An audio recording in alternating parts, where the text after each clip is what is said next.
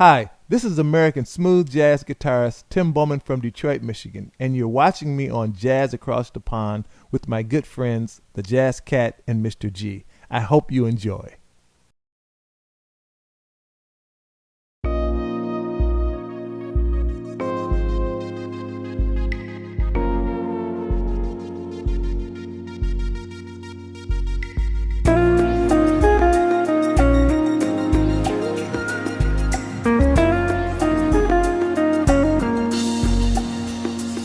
Some people want the world in the palm of their hand. They want diamonds and pearls to relax on top of sand. Some wish for all the things, to live like a superstar, fly on private planes, drive the baddest cars. And for me, need all that, I just don't. But what I need,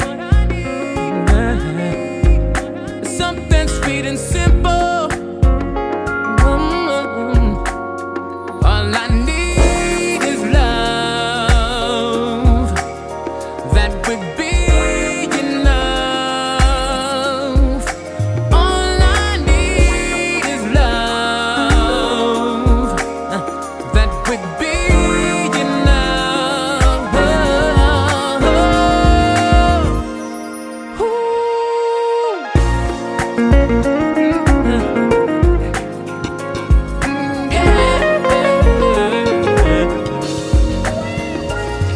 To make top 10 in Forbes is what most people dream. 5-star for every course is how they wanna eat. To see their name in lights, to be the winner is to party every night, have a castle on the hill. As for me, need all that, I just don't. But what I need, baby, something sweet and simple. All I need is love. Yeah. That would be enough. You say all I need is love. There can't be too much.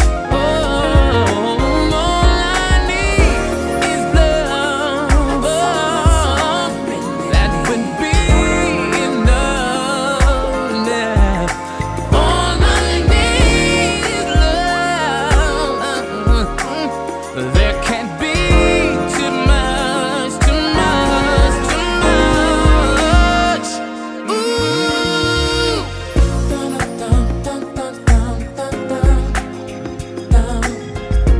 All that I need, yeah, is love, love, love.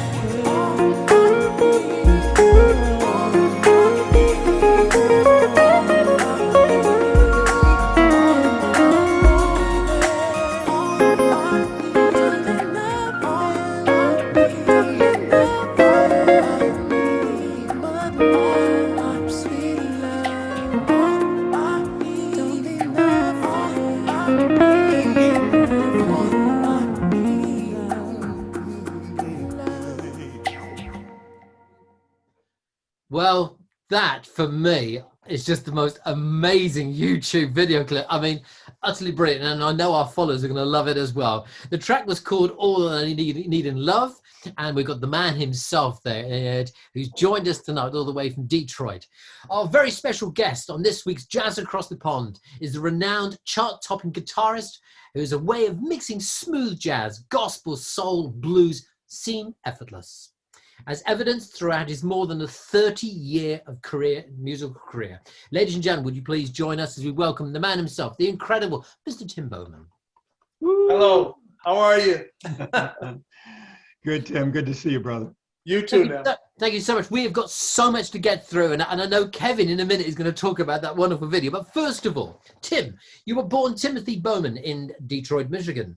Okay, Yes. You've got a sister, and Vicky. Yes. Remember the International Sounds of Deliverance that you joined. Your father worked as a construction business, and your mother, Mattie, was a homemaker. You started playing guitar at the age of 11. Now, our followers would love to know more about your childhood, because where did this music come from, and who introduced you into the guitar? Now, it's 12 of us, 8 girls, 4 boys. And 9 of us are talented. It's only 2 that just nothing, you know. I mean musically? Musically. Musically, no, they're very successful, but musically, nothing. Okay. We're going to sing some songs. You go watch the TV. So, but my mother, she could sing. My father, no talent. My grandfather played guitar, so that's where I got it from. There you go. And we would, by it being 12 of us, you know, we had our own teams. Kickball, baseball, you know, it was all in-house. So, and we would put our little concerts on. My sister was a phenomenal keyboard player, and my sisters, all of them can sing but one. All of them, just top-notch singers. None of the guys could sing though but one. And, you know, I was relegated to the guitar. They wouldn't let me get any mic time, so I had to play the guitar. And that's how I learned. That's pretty And I amazing. played in church, and I learned how to start playing in church at 11. That's how I really learned how to play guitar, yes. A lot of people do. A lot of people do. Well, I'd like to mention, we opened the show, obviously, with All I Need Is Love featuring Stokely from Tim's 2017 project, Into the Blue. And the track is dedicated to Wanda Bowman, Tim's wife, who is the biggest fan Tim has in the world. And she encouraged him to release a solo project for years. So just so that the audience gets a little understanding about the relationship these two have, Tim wrote, I wanted to have a song that says how I feel about my life and my wife. Yes. I just wanted to tell the story about what really matters. To me, it's not about being rich or poor or successful or not. The bottom line is love. Exactly. Now, Tim, if that didn't earn you a lifetime of brownie points, I don't know what will. Man, I'm gonna tell you, I got brownie points banked up. I'm just telling you right now. I got a mutual fund full of brownie points right now. That did it right there. Well, I'll tell you what. I'm ready to go on for the rest of my life. I'm just floating in brownie points with that. Well, good, because you deserve every single one of them. All right, so to kind of pick up a little bit, so we talked about how you got started playing guitar in church. I want to back up a little bit, but not too far. In 1977, at age 18, you were awarded a 2-year scholarship to the College of Creative Studies, where you focused on jazz theory. Exactly. The following year, in 1978, your sister Vicky marries Marvin Winans of the celebrated gospel family, the Winans. Exactly. Your professional career began when the Winans had a concert at Mercy College. Yes. And you were invited to play guitar during the show. Now, the group extends an invitation for you to join as their guitarist. Yes. And ultimately, you become their music director. Now, I know that must have been a daunting task. Yes. But you decided to leave the Winans in 1978 to pursue your career as a guitarist. Yes. So now my question, as you look back on your time as a young musician, because you were a young man at that time. Yes. Younger man at that time. But you were with a high-profile group with the Winans. So how did that experience prepare you for the next phase of your career? And that is the most important question. And that's when I'm doing musical master classes or seminars about music and the music business. That is the main question or the point I try to get across. But I learned to go back, I learned to play in church. So that was pretty much by ear. And at 18, and then you hit a wall because you're playing by ear and you don't know a lot technically. So I was kind of hitting a wall. And then when I won the scholarship and learned theory, it just kind of opened everything up, because at that point now, I knew what I could do, and I knew what I was doing, and it made it a little easier. So from there, we had a group in our church called the International Gospel Singers. We just sung at church. And the Winans at the time were called the Testimonials. And they were having their annual spring concert, and they invited our group to come play. So that's how we all met. Vicki and Marvin hit it off. They hooked up. Vicki Bowman became Vicki Winans. Right. Okay. And the following 2 years, I think it was 2 years later, they signed with Light Records with Andre Crouch, and they put out their first record, and their number one national hit was The Question Is. So now they're 22, I'm 21, they're getting ready to hit the road. And they called me and said, Tim, why don't you come play with us? And so there was no playing in clubs. There was no, nothing local going on. We went from high school, a couple years after high school, to traveling the world. Right. You see what I'm saying? Yep. And we were little kids. I had a full head of hair, it was tight. And we were all kids, and we were traveling around the world, and that was the crash course, and not just the music, but in the music business. Right. And that's where, I learned a lot. I learned a lot because we were always in meetings. By me being the musical director, it would be the 4 boys, and then I would have to go. So I'm always sitting in these meetings with music executives, record companies and all. So I'm just like a sponge, picking all this stuff up. And so that went on for, that was a long time. And first off, it was funny, is everywhere we went in a van. The first time I went to California was on a Greyhound. I don't know about the people in the UK. They don't know what that means, from the East Coast to the West Coast. Yeah, that was a 3.5 day trip. But when I was a kid, I was so excited on the bus for 3.5 days. But Lord. And as their popularity began to grow, we were in the airport 3 or 4 days, 5 days a week. And it was just, we're talking 6-7 years of that. And around the 8th year, I was just burnt out. It was in the late 80s. I was just burnt out. We were starting to start a family. And so I just said, I'm tired, I'm burnt out, and I quit. I love those guys. We're like best today. And I was just doing studio work in the city, commercials and that kind of thing. And that's when my wife said, you need to make a record. She kept pushing me on it.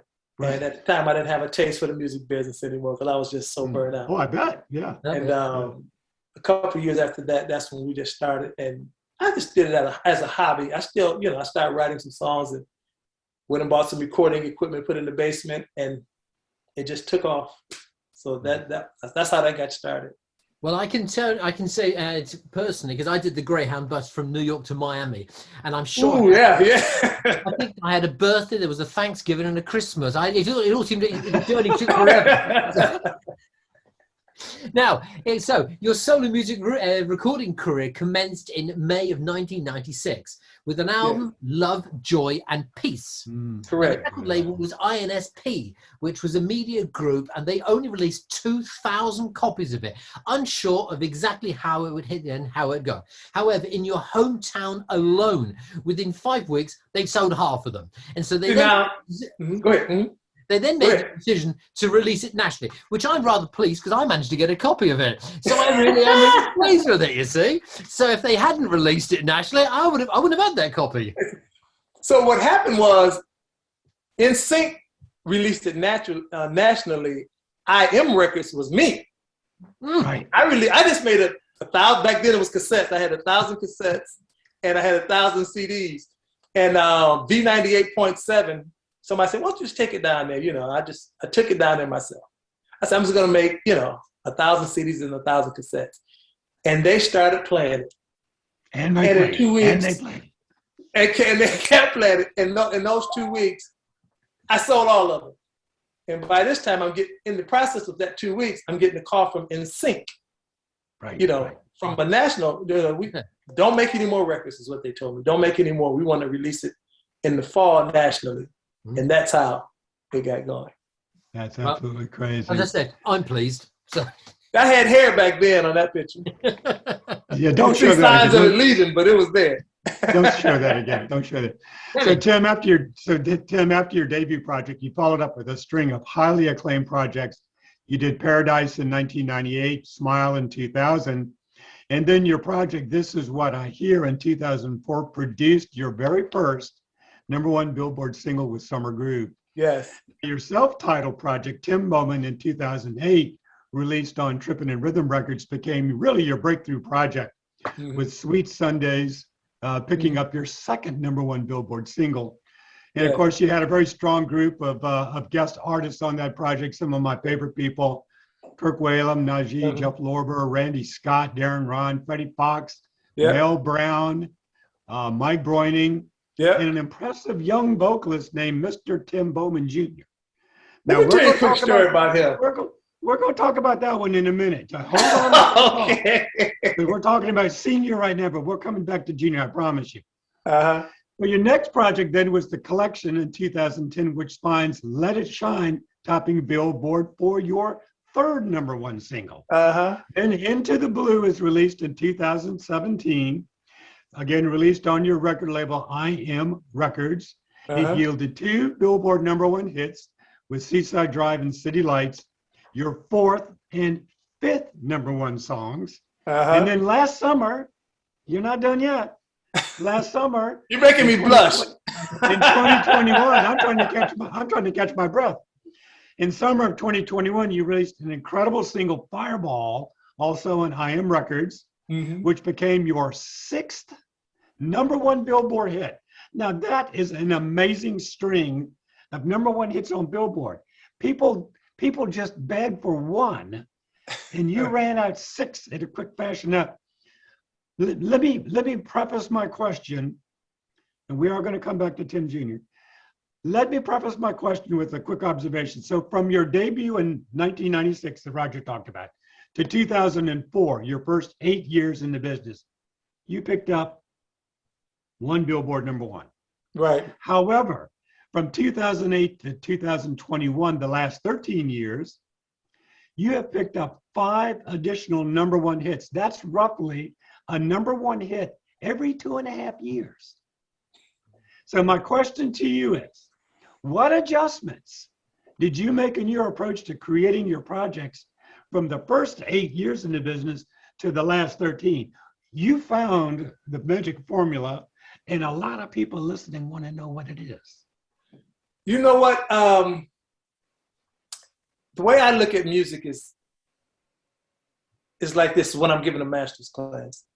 The rarity is to be able to write the songs, hits, or songs that become great, good songs, produce the songs, and play the songs.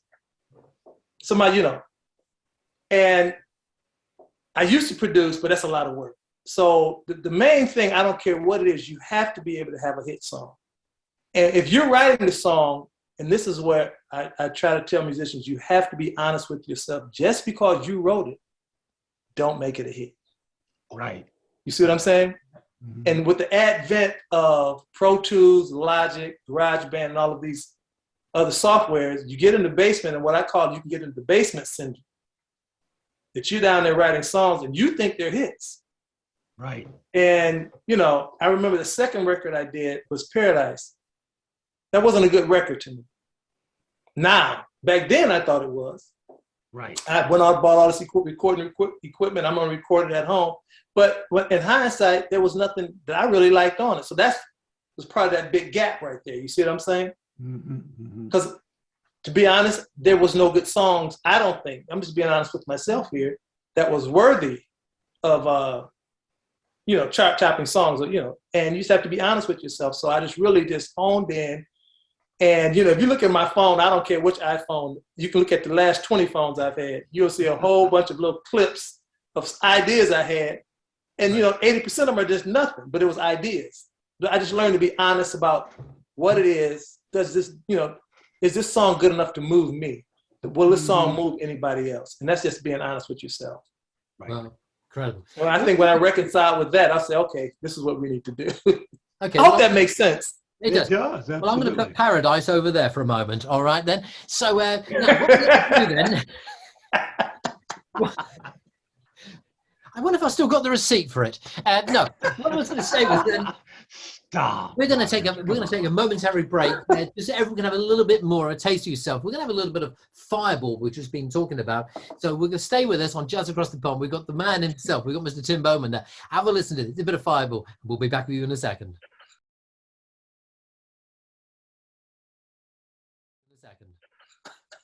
Tim, you quite happy? Man, you guys, man, I love you guys. Roger, you're terrible. I'm trying to be respectful, man. Come on. Sorry. Yep. No, man, that was great. That was fun. Let me take that back and give my buddy. But Roger, do you have that receipt? Yeah, I have. No, yes, I'm waiting. Right.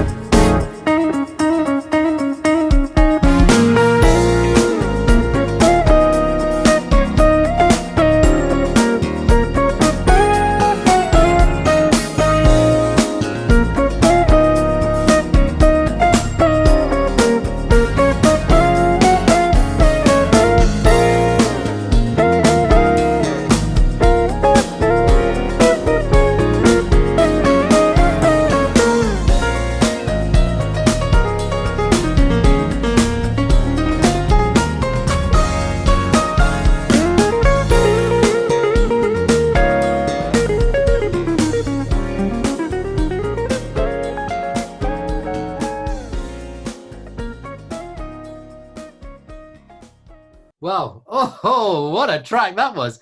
That's Fireball. And we got the man himself all the way from Detroit. And he's joined us on Jazz Across the Pond. And brilliant track. We're going to establish more and we're going to listen to a lot more music. Kevin, over to yourself, sir. Thank you, Roger. So, Tim, picking up from where we left off, you released Smooth Vibes Volume 1 last July, which features a curated collection of your compositions from your extensive catalog. Now, I love this project, and I gave the opening track, Tables for Two, a spin on February the 3rd on my show, The New Jazz Train, and my listeners raved about your song. They loved it. Thank you. I especially enjoyed the overall feel of the project, and your compositional skills and your technical prowess on guitar are on full display. Okay. Now, I don't have a hard copy of the project, so I don't have the credits. I know Kirk Whalum is a featured artist, but I've got 3 quick questions if I could. Mm-hmm. The first one is, I thought I heard backing vocals by Jonathan Butler on Acoustic Rain. If it's not Jonathan, who was that? No, it's not Jonathan Butler. It's a guy here named Andre. I can't remember Andre's name. It was so long ago. But he's not Jonathan Butler. Well, you tell Andre him. Delano. He's got a great voice. Yes, he does. He's awesome. But he sounds so much like Jonathan Butler. I thought you didn't slip that in on us. Okay, second question. The track, Wanda Patrice. Is that your Wanda Patrice? Points. More brownie points. I thought so. Should have known. I just want to make certain. Right. Now I see what you mean about wearing out the brownie points. Exactly. So now, what was your concept behind it? I think it's a wonderful sonic journey you've created. But what was the concept behind it? What brought you to that realization that you wanted to play something that was as beautiful as that? I mean, it's very sonic. You know, I like to write love songs. I just love those songs, the slow songs, especially on the nylon string guitar. And I'm sitting out in back on my deck on a Sunday morning or whatever, and I have the guitar out and I'm playing, or in the evening out on the deck, and we're barbecuing or whatever, I'll start playing and just come up with a melody and try to develop it from there. Right. Well, a lot of Spanish guitar on that. It sounds very, very nice to me. I think it's a great project.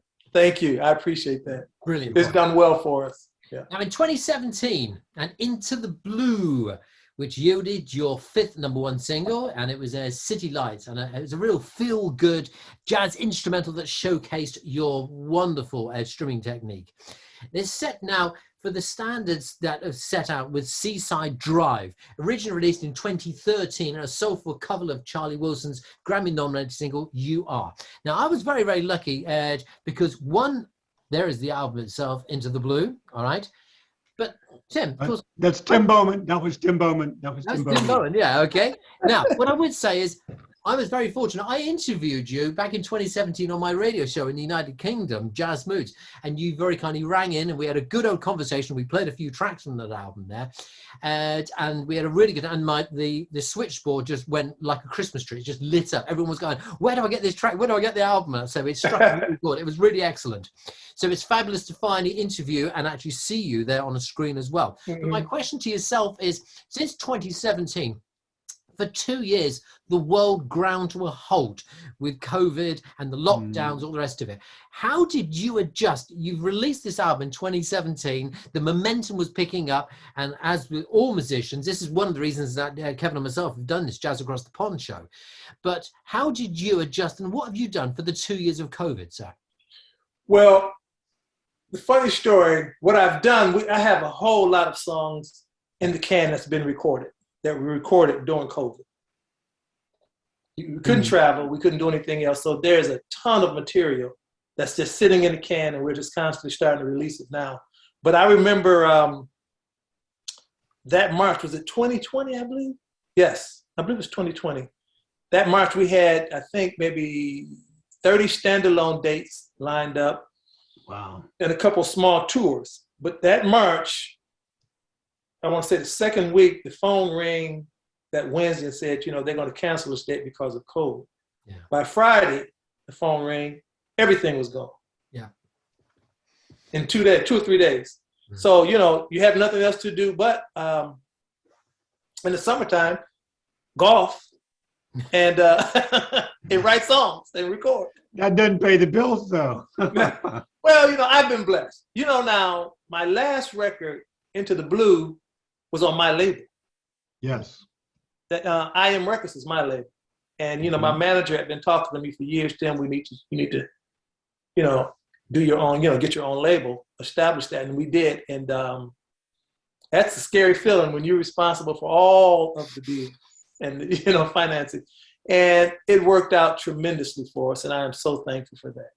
Yeah. Well, you get to keep more of the money too, so that's a good thing. Yeah, Pay the bills. yeah. So it worked out very well for us. So. Well, I said I mean, we spoke before. We were in the green room, Tim and myself, and we were chatting about why Kevin and myself came up with this concept of Jazz Across the Pond, and it was purely during the COVID. We realised there was artists like yourself around the whole of the world unable to go on tour. They were releasing albums, not promoting, not able to promote, and so we came up with this concept and we're very, very pleased to have to have people like yourself to come and join us to get your fans, your followers, and they can say, "Hey, there he is," and the rest of it, and we can learn a bit more about yourself. So it's excellent.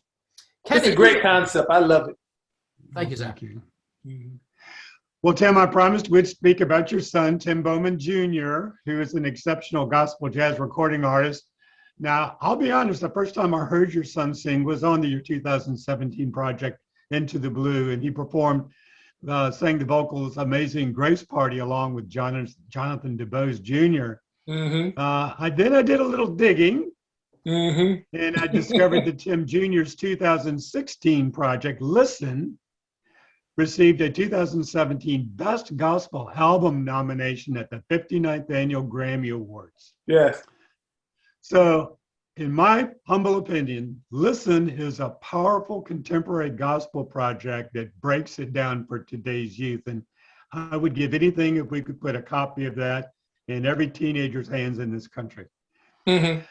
If you would, tell our viewers how your son was called, and I do believe he was called, to produce this amazing testament, and how did he react to the Grammy nomination? I'm not going to ask you how you and Wanda reacted. Well, you know how I reacted already. I know how you reacted, but I want to know what was the calling to do that project, and how did he react to the nomination? Bro, okay, let's first go back. Before 2017 on Into the Blue, Amazing Grace Party, he is on Summer Groove. If you listen to Summer Groove, we were recording here in the studio at the house. I think he was a kid. When did that come out? He's still a kid. Of course he was a kid. He was a little fella living at home, I think he was like 13 or 14 years old. Mm-hmm. And so we were recording it down here, and he came down to the studio and said, "Dad, I hear some vocals on here." I said, "You sure?" He said, "Yeah, you guys go upstairs. Come back in about an hour." And all the, the oohs and the ahs you hear on Summer Groove, that's him. So when it went to number one, you know what he said, right? See? Me putting those vocals on it is the reason it went to number one. I said, "Boy, get out of here." He drug you across the finish line. What he's he drug me across the finish line. Man, he just laughed drug at the old man across the line. But the Listen record was his second record. The first one I produced, and he got a lot of gospel play. But what it did, Rodney Jerkins heard it and said, this young guy can sing. But one more story, Timmy, we call him Timmy. He hates that, so that's why I call him Timmy. I bet he does it. Yeah, and I do it just because he hates it. And I was teaching him how to play the guitar, right? And he was starting to catch on with a few chords, and then he realized he could sing. And that was it. He said, "Why am I doing all this practice? What am I practicing for what?" That was it for the guitar. So we did the first record, and Rodney Jerkins heard it. And he signed him to his label. And then they just started putting all of these songs together. But Timmy, and I have to give it to him, he worked very hard on his vocals all day, all night, and he sang in church and really honed his gift. And he is an extremely hard worker when it's come to his craft. So, and they the amazing thing. They set a standard on the quality of songs that they wanted to record. Absolutely. Well, the thing too is that we talk about traditional gospel versus contemporary gospel. contemporary gospel, I think, also relies a lot on your phrasing more so than traditional gospel music does. Correct. Because that's set in stone. This is the way we sing it. You know, it's like a hymnal. We don't deviate from it. But at least with contemporary gospel, he has his phrasing is well beyond his years. That's the most thing I find surprising is his phrasing, because he's singing something that's different. I mean, it's contemporary gospel. It's altogether different. You know, when he really, if you really sit down and listen to him, he has an ability. Well, we used to go back and forth. I would play a lick and he would do it. Then we would do it together. Then we would harmonize it. So I'm like, and he's singing this. Then we sing harmony and play all these notes, and he just developed all of that over the years. Right. So his phrasing is almost somewhat like an instrument. Yes, absolutely. Yeah, it's a gift. It's an instrument. Yes. Yeah. Excellent. Well, you can tell Timothy from myself, the Jazz Cat, that I say hello to him. Okay. Okay. Don't say Timothy then. Tim, where can our followers buy your collection of your albums? Where are they available, sir? Everywhere. YouTube, not YouTube, but iTunes, everywhere. They can buy it. All right, they can get them in any place that sells records, they can buy it. They can buy it. Now, what's next for you? Are any tour dates coming up at all? Yes, you know what? The dates are starting to fill up right now. So I'll be here in Detroit at Shane Park. I'll be in Florida. You know, Timmy and I, we're doing our first gig together. Oh, wow. Cool. We'll be on stage together. On that same show is Kirk Whalum, Jonathan Butler, Gerald Albright, me and Timmy. Get out of here. Amazing. Yeah. That's quite a lineup. I'm trying to think of the festival, but it's in Maryland. Yeah. That is amazing. Oh, well, so wouldn't I love to be there? I tell you, that sounds incredible. Right. Ladies and gentlemen. I'm excited. Kevin, any last question before the lady pulls the curtain down on tonight's show? I would. Actually, I've got one, and I'm going to back it up a little bit, Tim, if I might. Back in 2007, you secured a spot on the Guitars and Saxes tour, along with the late, great Jeff Golub, Gerald Albright, and Kirk Whalum. Love all three of them. Obviously, we've lost Jeff. Right. How long did you play with Jeff? How well did you know him? And what is your fondest memory about working with him? He's a brilliant guitarist, to say the least. I heard his music. We all know and love Jeff's music. And we did the Smooth Jazz Cruise that spring. And that's where I met Jeff, on the Smooth Jazz Cruise. We had already signed contracts for me to do it. That's a tough gig. And that's a rough gig. Because that you play it all the time. So we met on the boat, and immediately I could feel his spirit. He was just the nicest guy. So I was looking forward to it. And then when we all went to LA later on that year to start rehearsing, you know, Jeff is, you know, one of the nicest guys you ever meet. You know, he's beyond talented. He was beyond talented, but just a wonderful soul, just a wonderful person. And as far as memories, every day around him was a different memory because he was just a good guy. We were always laughing. And, you know, he was just a good guy, good heart. And you know why people loved him the way they did, because he was just that kind of a person. Right. Well, Roger, you could definitely tell us a few stories about how rough the gigs are when you're out on a boat, a ship. I shouldn't say boat, on a ship. Yeah. Did you tell Tim about that during your radio interview? I can't remember. I listened to it. I spent 5 years working on the cruise ship out of New York. And, oh yeah. Oh yeah. I was entertainment stage manager, and I used to host an interview show on the radio.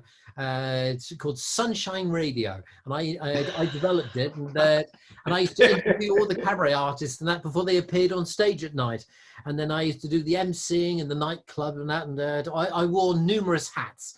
So I did 5 years out of New York, and yeah, and the little town I live in now, a tiny little town, called Braunton here in England. My wife, Nadine, she was a dancer on the cruise ships. She lived in Braunton. I lived 100 miles away in a place called Torquay, and we met in Miami. We never met in this country. Oh, okay. Okay. Now, Tim, I can't imagine a dancer and a DJ on a cruise ship would have gotten together. I don't see. That's hard to believe, but it happened. And everybody said shipboard romance will never work. Last year we celebrated our 31st wedding anniversary. So man, congratulations. So he's a kid. Those are kids. I have 40 years in the game. There you go. You'll get there. Yeah. Ladies and gentlemen, congratulations. Thank you. Jazz Across the Pond, Jazz Interviews Reimagined with Mr. G and myself, the Jazz Cat. Tonight we have been sitting enamored. We've just been so pleased to chat to the man himself, Mr. Tim Bowman, all the way from Detroit. It has been a great pleasure and an honor to talk to you, sir. Thanks for having me. I appreciate it. And thanks for playing my music. No problem. Well, talking about playing your music, we're going to play the show out tonight with Moving and a Grooving, which we think that's exactly the way we're going to be going on this one. Everything that's happening in the world, I tell you what, let's just keep moving and grooving, because that's exactly. The whole thing. Exactly. Kevin, so say good night, sir. Good night, sir. Good night, Tim. Listen, thank you so much for joining us tonight, brother. Thanks for having me. I appreciate it. You're very welcome. Tim, thank you very, very much. From everybody here, until our next show, look after yourself. From everybody here, good night. I love you guys, man.